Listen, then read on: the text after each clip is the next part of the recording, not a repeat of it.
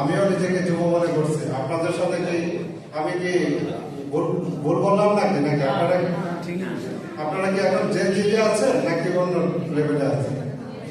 Gen. আচ্ছা, আমরা আমাদের টোটাল পপুলেশনে এখন একটা আমাদের ডেমোক্রেটিক ডিভিডেন্ড চলছে।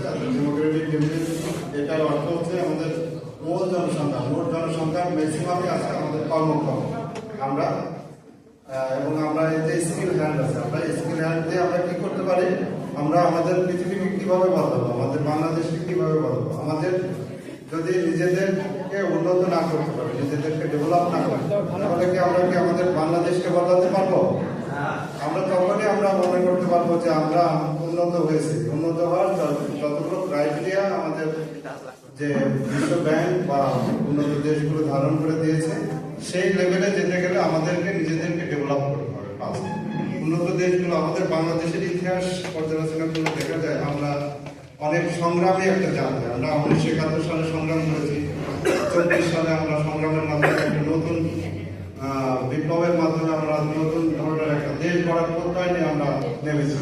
এখন আমাদের দায়িত্ব কি হবে? আমাদের দায়িত্ব হবে এই দেশের সুশাসন প্রতিষ্ঠা করার দায়িত্ব আমাদের, ঠিক আছে?